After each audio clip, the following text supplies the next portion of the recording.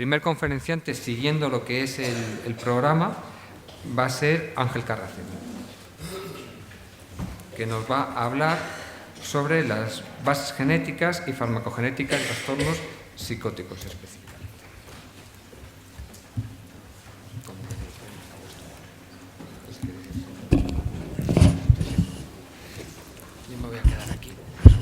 Bueno, pues buenos días a todos.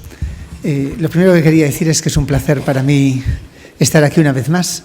Me parece que en estos 8 años de este simposio he estado en la mitad de ellos, por lo tanto me siento en casa absolutamente y yo creo que he dado más charlas aquí, en este aula, que en mi propia universidad.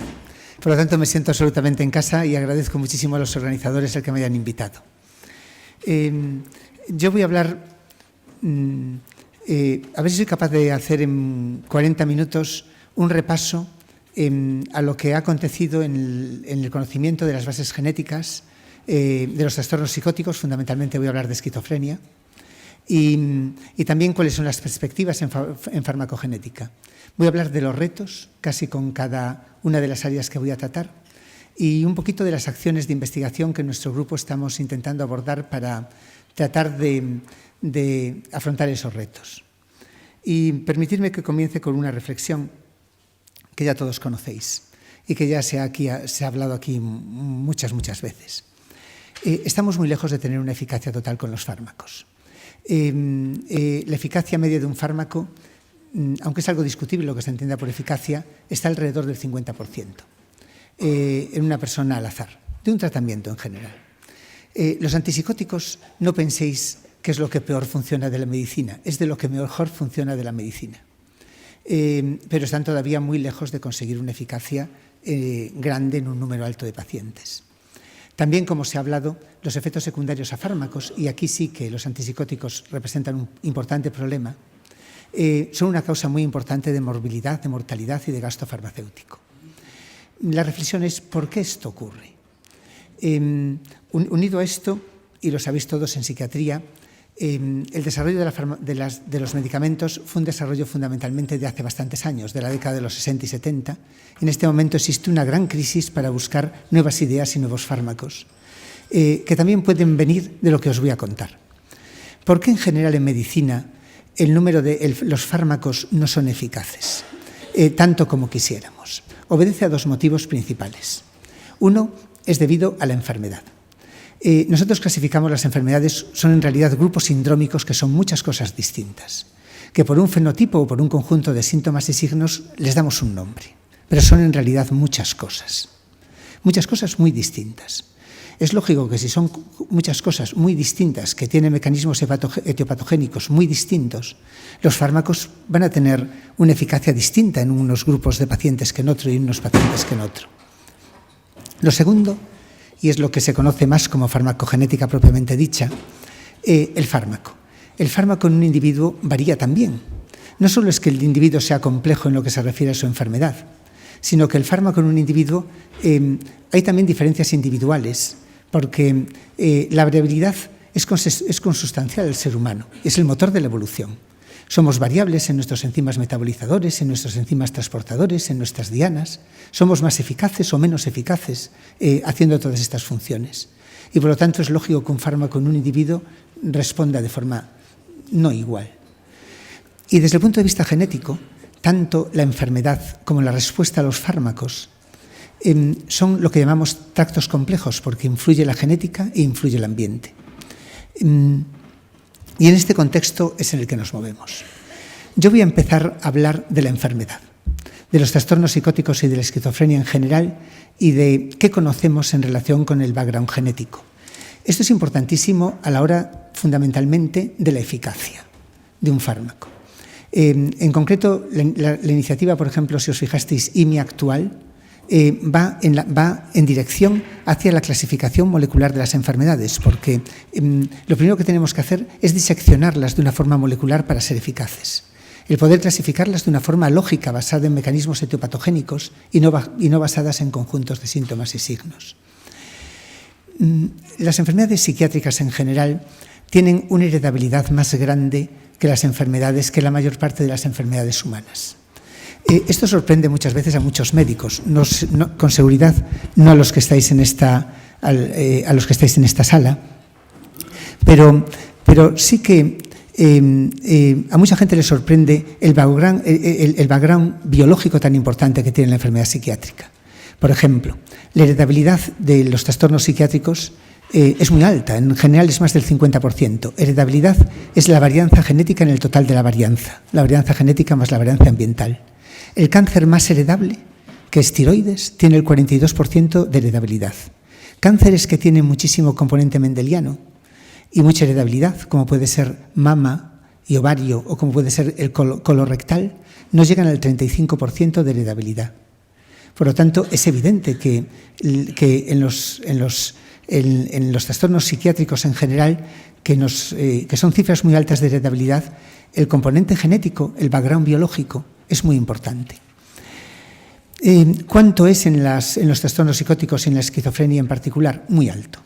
Un 80% aproximadamente, según todas las series y todos, aunque hay series ya muy largas que lo sitúan alrededor de un 78-79%.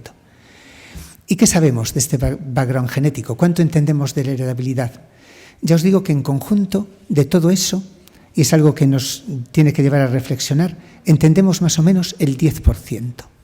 Imaginaros que en cáncer colorectal, por ejemplo, del 34% de heredabilidad, entendemos la mitad de esa heredabilidad. El 17% del 34%. En la esquizofrenia entendemos el 8% del total, el 10% del 80%. Entendemos muy poco. ¿Y qué es lo que...? Ya os diré las causas y ya os diré los retos por donde debemos ir. Voy a ir diseccionando la esquizofrenia en las bases genéticas que se han encontrado detrás. Lo primero, que ya se sabe desde hace algún tiempo, es que muchos problemas sindrómicos que afectan los cromosomas, deleciones o duplicaciones importantes o traslocaciones, pueden dar lugar a un fenotipo en las que muchas veces está solo esquizofrenia o esquizofrenia con otras cosas. Esto es particularmente importante en una traslocación, que es la que veis aquí, la 111, que fue la que llevó al descubrimiento de un gen que está muy conocido, que está implicado en esquizofrenia, que es el DISC1. Quizá más importante desde el punto de vista cuantitativo, es un síndrome muy conocido en genética, que es una delección que hay en el cromosoma 22, en Q11, que es una delección que tiene a veces muy grande, que son 3 megas, otras veces más pequeñita, de alrededor de 1,5 megas, pero donde se expresan por casualidad muchos genes que tienen que ver con el cerebro. Y este síndrome origina muchas veces trastornos psicóticos, muchas veces. Esto se ve con técnicas citogenéticas habitualmente, con FIS, con técnicas citogenéticas para ver reordenamientos. Pero quizá los grandes avances en los últimos años en muchos trastornos psiquiátricos y particularmente en trastornos del espectro autista, pero en general en toda la psiquiatría, es que de repente, hace poco, empezamos a prestar nuestra atención en una variación del genoma que no le prestábamos mucha, que son lo que se llaman los variantes de número de copia. Los variantes de número de copia representan un 15% aproximado de la variabilidad del genoma y son zonas... tengo aquí esto. ¿Se ve? Hay zonas del genoma, si os imagináis el genoma como un libro, son como capítulos de libro que se repiten muchas veces y que variamos en el número de veces que tenemos la repetición. Hay CNVs pequeñitos que tienen, la mayor parte, tienen de 1 a 10 kilobases. Los hay muy grandes que tienen más de 1 mega. Estos, hoy día, podemos detectarlos con muchísima precisión utilizando arrays de alta densidad, fundamentalmente de lo que llamamos SNPs. Por ejemplo, un array que se utiliza mucho se llama Cytoscan de Affymetrix, que puede precisar estos CNVs con una enorme exactitud. Y se puede hacer de forma muy fácil y hay softwares que los detectan. Esto ha permitido, por ejemplo, ver que en aproximadamente un 25% de los trastornos del espectro autista se pueden identificar los trastornos estructurales que están detrás. Y tiene importantes consecuencias en lo que es la genética médica, en lo que es consejo genético. Este es un caso que veis aquí, donde veis el array, donde se ve todas las copias, y aquí ya veis que en este cromosoma hay una delección. se pierde el número de copias. Se han encontrado muchísimas CNVs que están replicados de forma consistente en esquizofrenia y quedan muchísimos por descubrir. Representan una parte seguramente importante de la esquizofrenia, todavía no del todo bien conocida. Una cosa muy interesante es que, y no lo sabemos por qué, esto que veis aquí son CNVs que están replicados de forma consistente en esquizofrenia, de un review muy reciente que os lo recomiendo. También os recomiendo este review del New England. Este particularmente es muy interesante, que se acaba de publicar. Si os fijáis, normalmente es esquizofrenia con trastornos del espectro autista o con TDAH o muchas veces hasta con epilepsia, con otras cosas. Algunas veces solamente esquizofrenia. ¿Por qué la misma dirección da lugar a fenotipos a veces tan distintos? ¿Por qué los CNVs están tan sobrerepresentados respecto a otras patologías en enfermedades psiquiátricas? Estos son retos muy importantes que tenemos que abordar. Yo creo que en CNVs lo más importante en este momento que tenemos que hacer es intentar hacer una correlación fenotipo-genotipo, ver qué pasa. Nosotros, en nuestro pequeño grupo, que espero que cada vez sea más importante en la parte de trastornos psiquiátricos, lo que nos interesa aquí o lo que estamos haciendo en este momento es tratar de buscar factores, impactos genéticos adicionales que nos permitan explicar los fenotipos distintos en CNVs de riesgo. Tiene que haber algo más que condicione el fenotipo y lo podemos buscar. Pero lo primero de todo, y yo creo que es una cosa que sería muy importante, casi hacerlo de forma sistemática en la gente que tiene esquizofrenia, es la identificación de portadores de CNVs. Seguramente es mucho mayor de lo que pensamos y las técnicas nuevas actuales de arrays nos permiten hacerlo. Bueno, CNVs han sido, digamos, la gran novedad y son los que están explicando en este momento una mayor parte de la heredabilidad ligada a esquizofrenia, cuantitativamente. Pero la mayor parte de la heredabilidad de la esquizofrenia no está en los CNVs. Muchísima gente que tiene esquizofrenia no tiene ninguna alteración en ningún CNV. ¿Cómo podemos hacer para buscarla? Normalmente en genética, cuando queremos buscar algo que tiene un componente genético, tenemos dos tipos de aproximaciones. Una es hacer estudios de ligamiento y otra es hacer estudios de asociación. Estudios de ligamiento significa coger familias informativas y ver si una zona del genoma cosegrega con la enfermedad. Estudios de asociación es coger un grupo de casos y un grupo de controles y estudiar un montón de marcadores genéticos y ver si alguno de esos marcadores genéticos está en desequilibrio de ligamiento entre un grupo y otro grupo. En esquizofrenia hay muchas familias muy estudiadas y muy caracterizadas y se han hecho estudios con significancia de todo el genoma de ligamiento muy importantes en muchos grupos familiares. Hace poco se hizo un estudio que aquí no os cito, porque me olvidé, pero que lo podéis encontrar, un metaanálisis en cualquier revisión, donde se hizo un metaanálisis en 32 estudios de ligamiento con muchísimos casos genotipados y no se encontró nada que fuese consistente. Sí que apunta que algo hay ahí, porque hay más asociaciones positivas por ligamiento que las que se podían encontrar por azar en muchas regiones del genoma, pero ninguna tiene una significancia plena para poder decir que eso es probado. Los estudios de ligamiento en esquizofrenia han sido tradicionalmente bastante frustrantes, pero es por la propia heterogeneidad de la enfermedad y un problema que vamos a ir después a hablar de él, que es la clasificación del fenotipo. En una familia de trastornos psicóticos te puedes encontrar 20 cosas distintas, una agregación de cosas, pero cosas que le llamamos distinto. Y esto produce mucho efecto de fondo y hace muy difícil que se pueda conseguir significancia con ligamiento.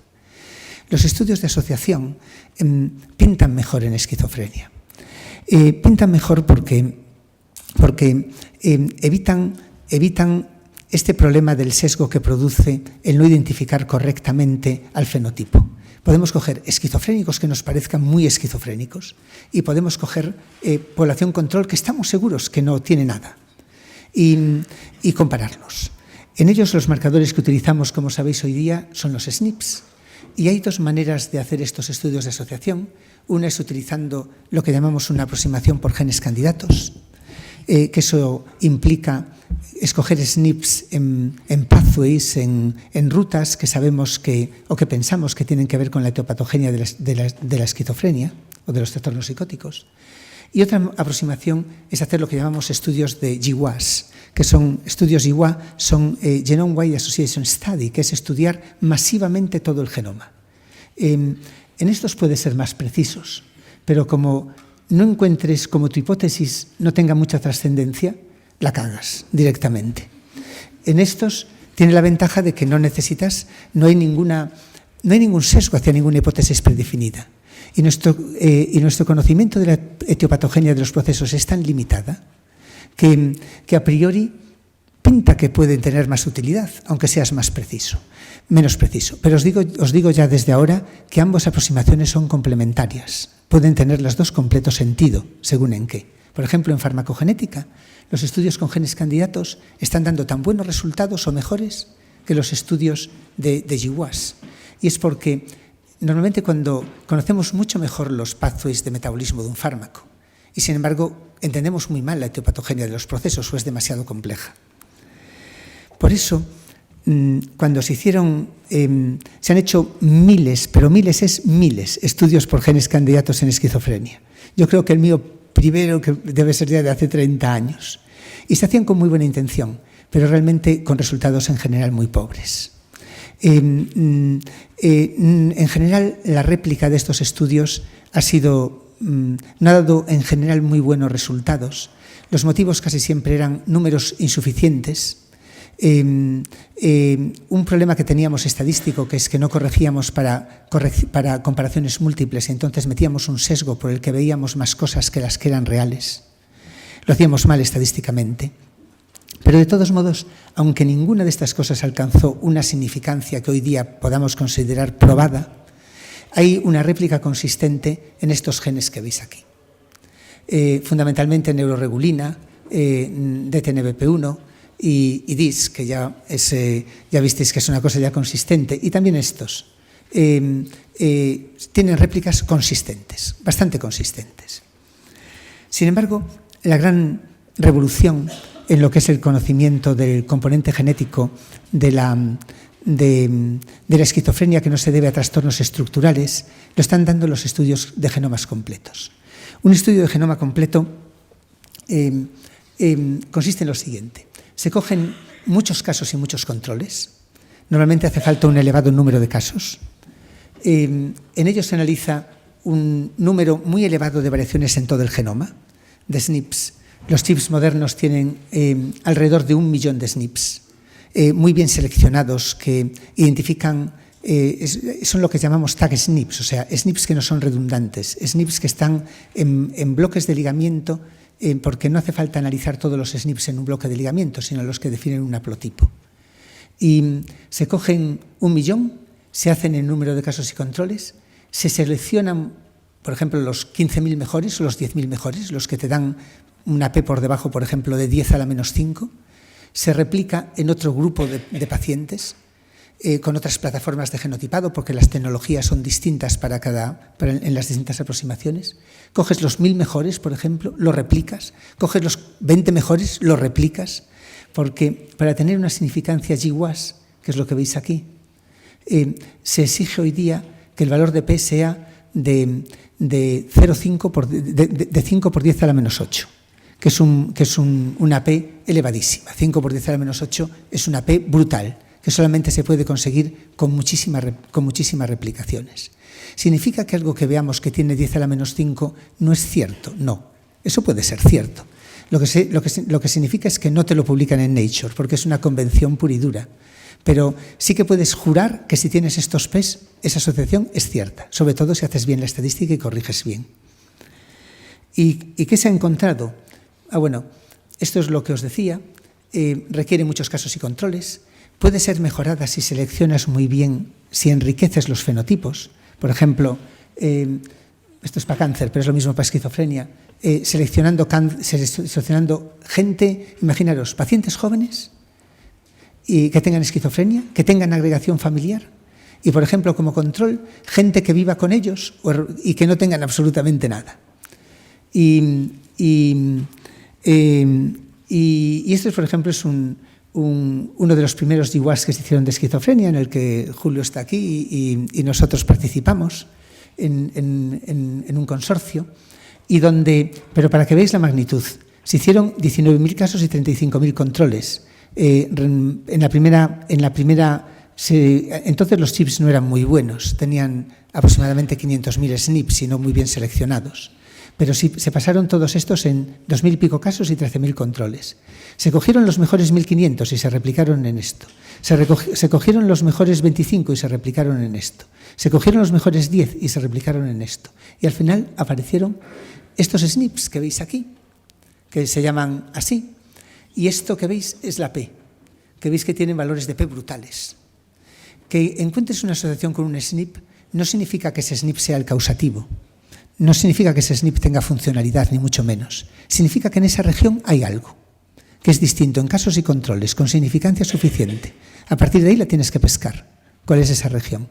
Aquí, y yo os adelanto una cosa, veis que hay mucho cromosoma 6 y que es todo MHC, MHC, MHC y otras cosas de las que ahora os voy a hablar un poquito. Este es un resumen de todos los GWAS que se han hecho hasta ahora en esquizofrenia. Son muchos. Particularmente ha habido uno reciente actualmente de un consorcio, que es muy grande, tiene 45.000 casos, y esto es lo que se ha encontrado. Estos son todos los genes que se han encontrado.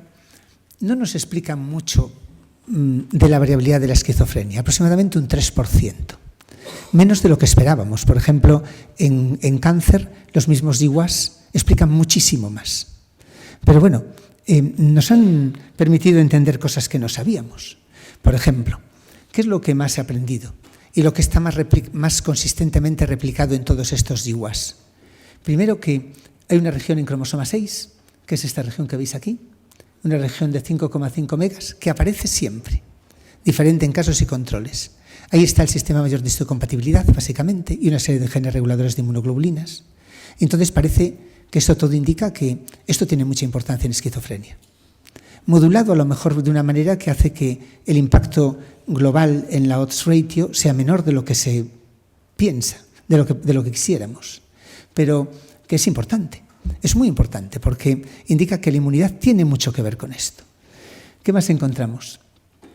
NRGN, que se expresa en cerebro y en espinas dendríticas, TCF4, que también está en prácticamente todos y que también se había encontrado en otros síndromes, también con problemas neuropsiquiátricos. Y quizá del último gigantesco GWAS, lo más importante ha sido una cosa, que es el descubrimiento de un microRNA, que es el MIR137, que se sabe que tiene un papel importantísimo en la regulación y maduración neuronal y en la neurogénesis, es el que tiene odds ratios más altas, y que además es muy interesante porque muchas cosas que habíamos encontrado en GWAS previos, como el nuestro, Julio, como este de aquí, que es el TCF4, contienen dianas para MIR137. Esto indica que los microRNAs deben ser seguramente explorados con más profundidad. ¿Qué es lo que nos pasa? Tenemos un problema en este momento con la heredabilidad oculta. Hemos averiguado menos de lo que quisiéramos. No todo puede ser explicado. La idea detrás de todo lo que estamos haciendo es una enfermedad común debe tener un gen común que lo explica, pero se ve que no solo es eso. Estamos identificando esto. Nos queda por averiguar esto. Estos son los CNVs, que ya os digo que lo vamos encontrando y que está siendo una revolución, pero que hay mucho que investigar. Y también tenemos que trabajar mucho en lo que os voy a contar, que son las variantes de baja frecuencia, pero seguramente de una penetrancia un poquito más elevada. ¿Cómo podemos buscar la heredabilidad perdida? ¿Cómo podemos conseguir encontrar más y de forma más consistente? Porque hay mucha oculta. Hay varias estrategias. Una sería hacer los GWAS todavía mucho más grandes. Otra sería estudiar la esquizofrenia en otras poblaciones. Esto es muy importante, porque las distintas poblaciones tienen bloques de desequilibrio de ligamiento distintos. Entonces, lo que no vemos en una población lo podemos ver en otra, pero ser importante en todas. Y entonces, esta es una estrategia. Y otra, que es la que a mí más me gustaría que se abordase alguna vez, que es el problema del fenotipo. Si os fijáis, y también os recomiendo este artículo muchísimo, yo creo que sería muy importante trabajar en endofenotipos neurocognitivos y tratar de diseccionar el fenotipo y acompañarnos también, no voy a hablar de la imagen porque vais a hablar dos después, pero también el ver, no utilizar endofenotipos clásicos que muchas veces añaden más complejidad que beneficio, pero sí es evidente que en todas las enfermedades psiquiátricas hay overlap. Es evidente que los TOCs tienen tics, que los TDAH tienen tics, que los TOCs se deprimen, todo está mezclado, todo está absolutamente mezclado. Tenemos los fenotipos totalmente mezclados. Y es por ello por lo que nos encontramos con los CNVs, nos encontramos porque todo está mezclado. Por eso hay que diseccionarlo de forma racional. Otra estrategia completamente distinta es agrupar. Si no somos capaces de ver bien, y todo es parecido, ¿por qué no juntamos? Esto es lo que hicimos, por ejemplo, con esquizofrenia y trastorno bipolar, con muy buenos resultados. Encontramos este SNP que veis aquí, que no aparece cuando utilizas esquizofrenia solo y no aparecía en trastorno bipolar, pero cuando los asocias y aumentas la potencia porque aumentas el N, encuentras una asociación que es importante y consistente. Lo mismo lo acabamos de ver ahora también con muestras, con otro SNP, también utilizando SNPs de GWAS previos en esquizofrenia, trastorno bipolar y autismo, y analizando todo esto, veis que encontramos este otro gen. 25 minutos, no eran 40. Estoy controlado, automatizado. Bueno, ¿os aburrís mucho? No. Bueno, pues el siguiente reto que os decía era, mucha de la variabilidad está también en las variantes de baja frecuencia. ¿Cómo buscarlas? Porque estas variantes de baja frecuencia no aparecen en estudios GWAS. Hay dos maneras. Una, tenemos hoy día chips que nos permiten analizar esas variantes, y otras utilizando tecnologías de secuenciación de nueva generación. Esto es evidente que muchísima de la variabilidad en esquizofrenia van a ser mutaciones pequeñitas en muchos genes, seguramente del mismo pathway, que interaccionan y producen el fenotipo. ¿Cómo buscarlas? Nosotros lo hemos intentado ya hace tiempo, también con bastantes buenos resultados, con unos chips que había de SNPs que son funcionales, teóricamente. Le llamamos SNPs no sinónimos, SNPs que no codifican para el mismo aminoácido y que son potencialmente funcionales. Cuando hicimos este trabajo, había unos chips bastante malos, porque tenían solamente 5.000 SNPs no sinónimos. Lo hicimos y encontramos un gen involucrado, un SNP asociado en este gen, que es muy, muy significativo tras corrección con Bonferroni. Los estudios es importante además porque esto tiene que ver con transportadores de iones metálicos y entonces nos abre una teoría nueva de homeostasis de iones metálicos en cerebro como un nuevo mecanismo seguramente en psicosis. O sea, se va, como veis, diseccionando todo un espectro de algo muy complejo. Y esto todo apunta a que es muy consistente porque se ha replicado también en el último GWAS. Y yo creo que lo que había que hacer ahora era esto. Esto ya se está haciendo. Las tecnologías de secuenciación de nueva generación están revolucionando por completo la genómica en todos los ámbitos. Hoy día secuenciar exomas es caro, pero no es imposible. Un exoma te puede valer 600, 700 euros, es caro. Y se han hecho hasta ahora dos estudios importantes. Esto os lo cuento ahora.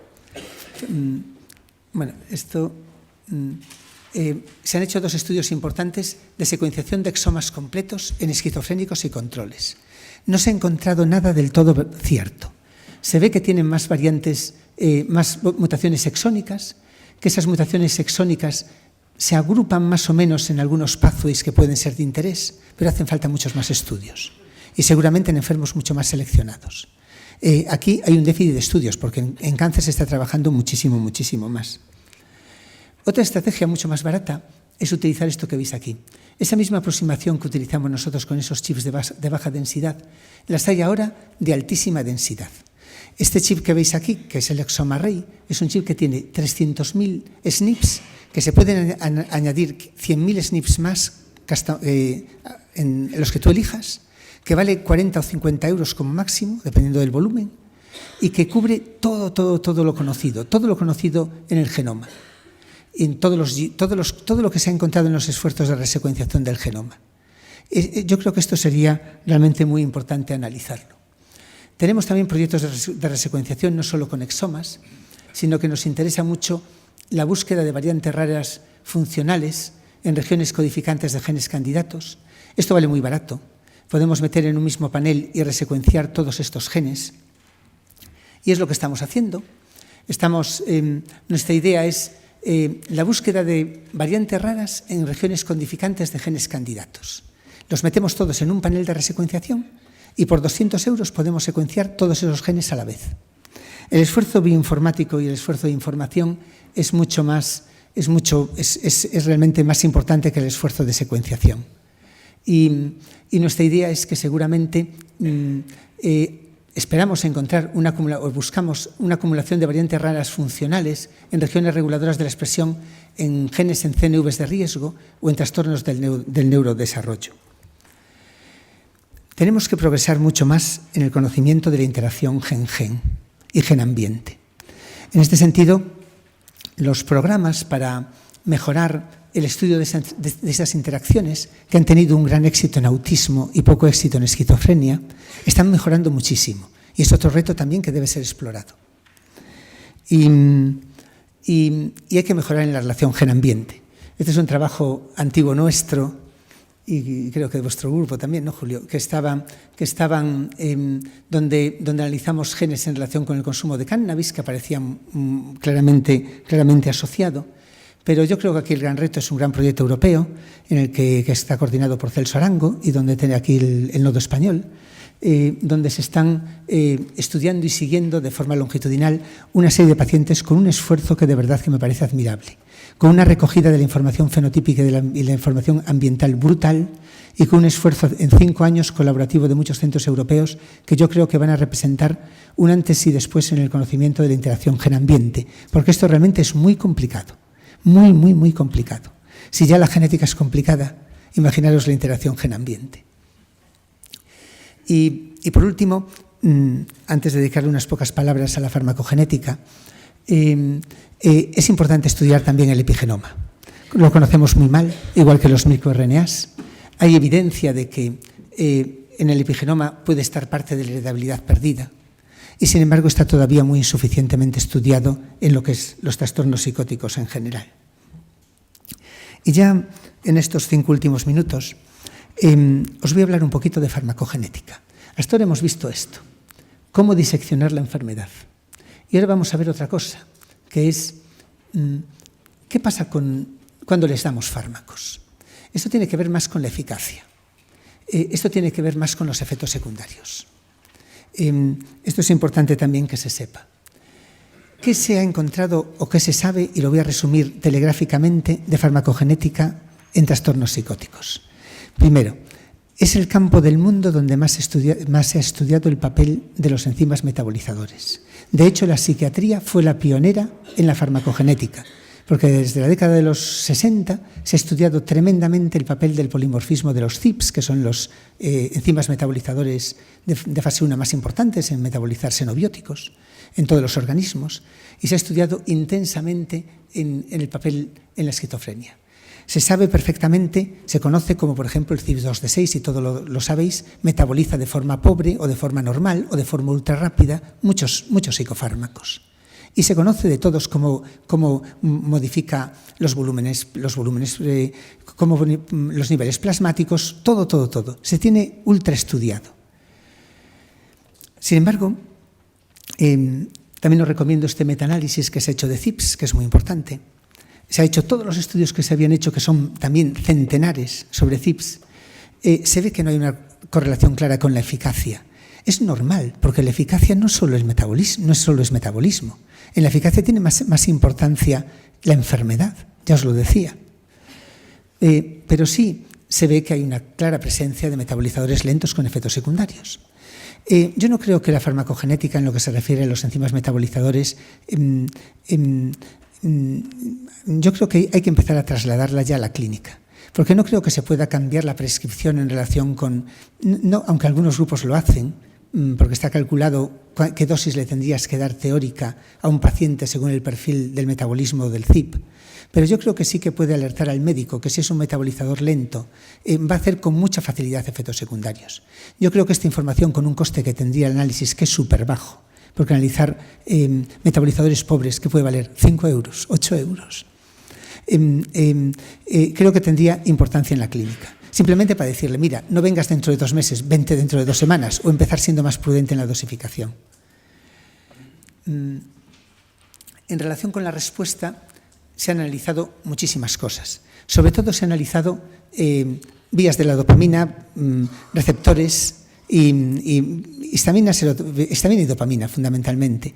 ¿Qué es lo que se ha encontrado consistente? Ya lo veis aquí. Aparte de 5-TH1, de 2 y de 3 es lo más consistente. Está claro que lo que vemos en la respuesta es que los sistemas dopaminérgico y serotoninérgico contribuyen al mecanismo de acción de antipsicóticos y antidepresivos claramente. Pero si os fijáis, en el valor de predicción es muy limitado. Todos tienen ORs de menor que 3.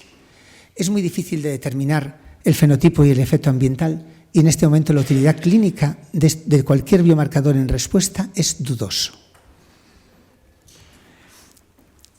En cambio, en los últimos años, donde se está produciendo un avance más significativo, es en los efectos secundarios.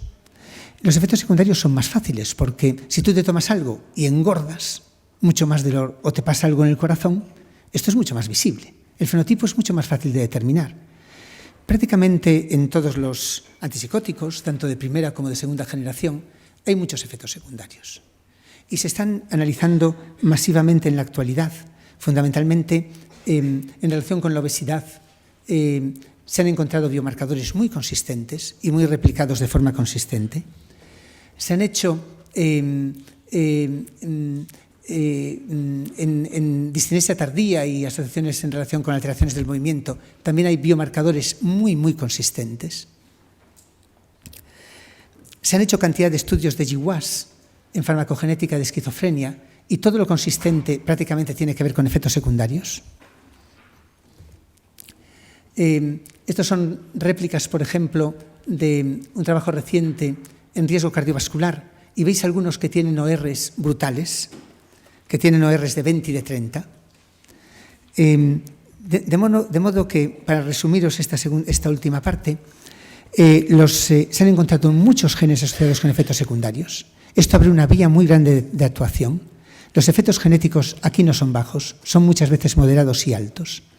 Es muy importante combinar información con información clínica para tener valor predictivo. En este momento no hay ningún biomarcador asociado que esté aprobado por la Agencia Europea del Medicamento, porque ¿qué falta? Faltan 2 cosas, que es nuestro gran reto: estudios funcionales y falta también estudios de coste-eficacia. Pero aquí sí que se abre un campo concreto de una enorme importancia que va a tener una repercusión directa en la clínica diaria en muy poquito tiempo. Estoy absolutamente convencido. Y el resumen de estos estudios de farmacogenéticas en esquizofrenia es que yo creo que es un campo que en este momento ofrece unos retos tremendos.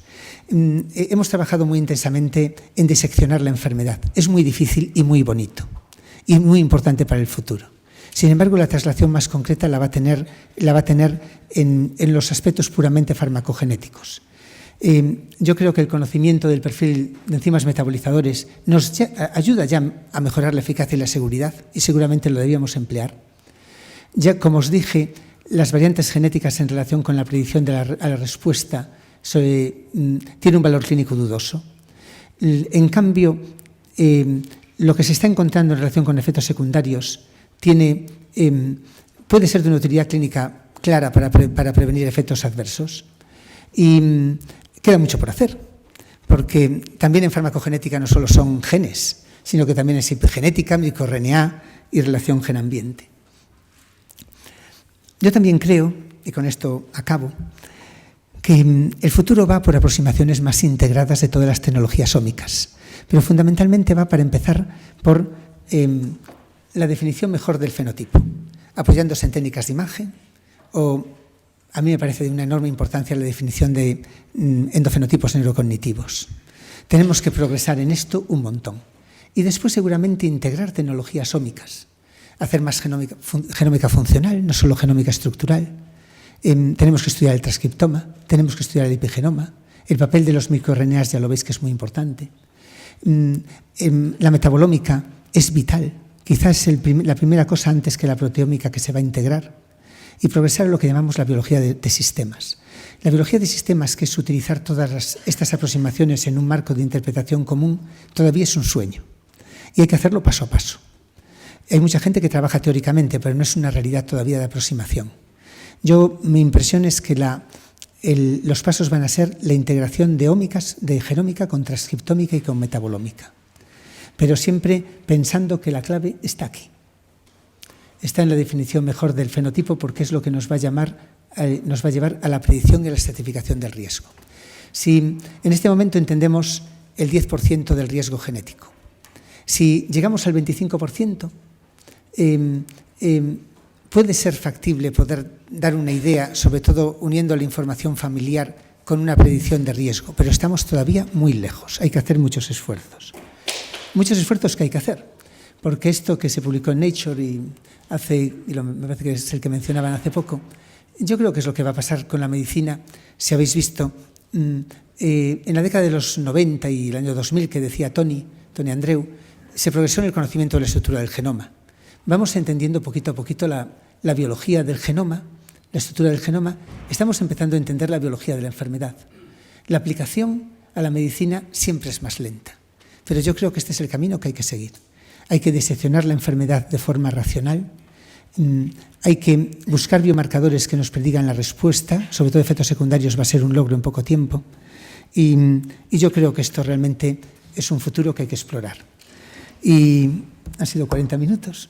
Y os agradezco muchísimo la atención y es lo que os quería contar. Este es mi grupo, y no solo nuestro grupo, sino el grupo de todos los colaboradores en psiquiatría, que son muchos en todo el país y en otros países, de los que estamos muy orgullosos porque nos sentimos como una familia. Y este soy yo, que más vale que me calle, que ya hablé demasiado. Muchas gracias.